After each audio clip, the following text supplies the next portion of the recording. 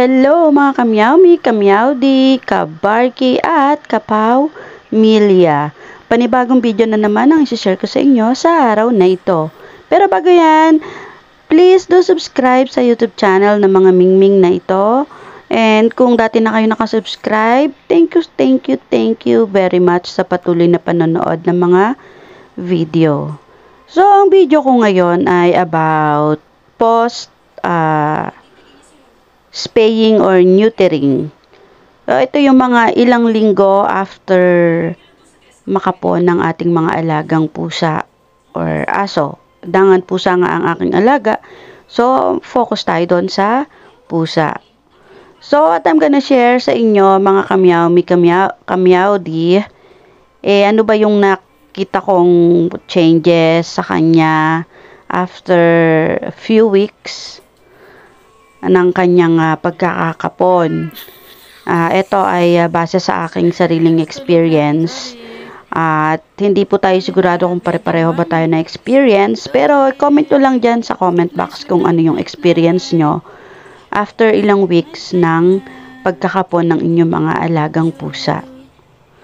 So, ito yung isa sa naobserbahan ko dito kay July. Siya ay naging clingy, naging mas malambing. Though may pagka-clingy na siya nun pero hindi masyado.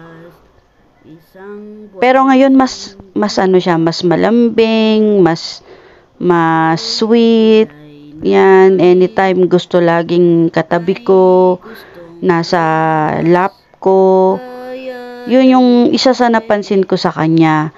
Pero hindi ko rin naman sure kung dati kasi ay hindi siya makapag-cuddle sa akin noon dahil si Abo, yung namatay kong pusa, ang laging nakatabi. Kapag lalapit siya, inaaway siya kaagad noon. Siguro, neto na lang lately siya naging mas malambing sa akin kasi nga wala nang aaway sa kanya. So, ayan, mas naging malambing siya at mas mahilig siyang mag-cuddle. Yun yung isa sa nagbago sa kanya. Pangalawa naman na napansin ko sa kanya ay, ayan, lagi siyang natutulog. At kapag natulog siya, kung saan siya abutan, at kagaya niyan, kita nyo, kabisaklat dyan habang nagtatrabaho. Yan.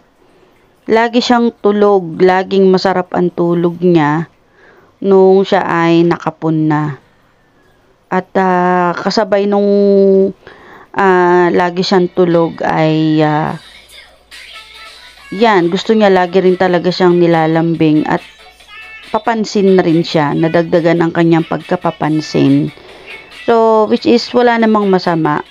So, yung mga pusa nyo ba ganyan din after makapon?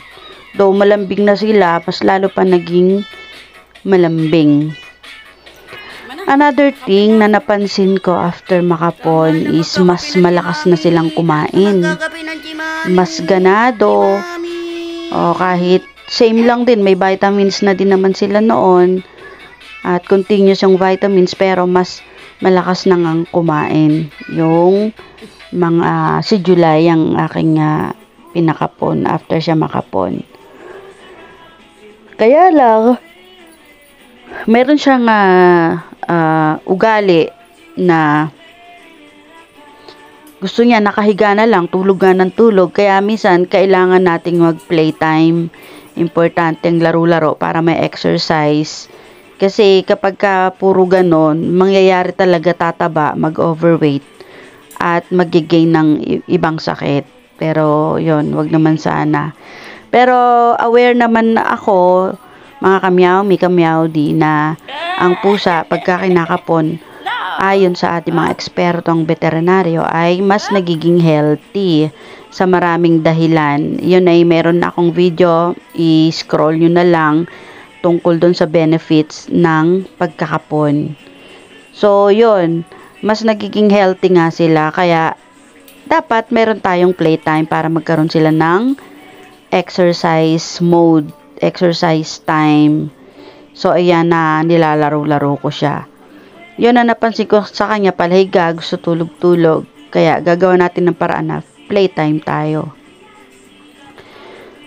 So, ang isa pa na napansin ko naman sa kanila ay bumigat yung timbang. Siyempre, magkakasama na yan. Pagka dumami kumain, bibigat yung timbang. Pero, another negative part na napansin ko naman is may pagka malungkutin siguro ng mga first 3 weeks o 2 weeks malungkutin, nanibago siguro dahil hindi ko na nga pinalalabas. Plus, syempre may inalis sa part ng katawan nila na isa sa nagpapa-activate ng kanilang katawan ay nawala. So, hindi naman na-depress pero parang medyo malungkot, tumamlay, ganun. Pero pag naman tinawag mo, ganyan, nag-activate. Siguro nanibago lang talaga sa nasa indoor na lang sila. Yun yung isa ko napansin na medyo nag-alala rin naman ako.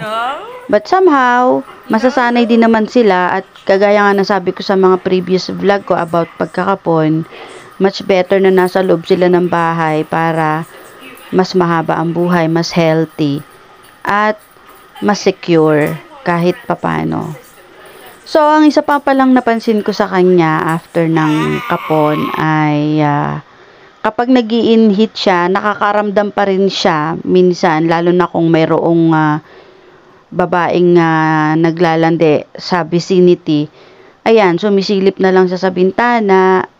Yun, napansin ko sa kanya, active siya pagka ganun. Tapos pag nakakaramdam siya, ikot lang siya ng ikot, meow ng meow. Yun yung mga pagbabago. Pero nakakaawa man siyang tingnan sa ganyang sitwasyon na nakatingin sa labas. Pero kung iisipin natin yung mas secure sila at mas safe, tiisin na lang natin. Pamisa-misan palalabasin pero uuwi din saglit. So, yun yung mga napansin ko, at kung meron kayong sariling yung experience na nakabuti or medyo hindi mabuti para sa inyo, i-comment nyo lang dyan sa comment section. At bago matapos ang video ito ay shoutout sa lahat ng cat lovers ng Aurora. Maraming salamat sa inyong pagsuporta sa channel na ito. At shoutout sa lahat ng cat lover. Yan, mabuhay tayong lahat. Mahalin natin ang ating mga alagang pusa. Yan lang po. Salamat. Meow meow.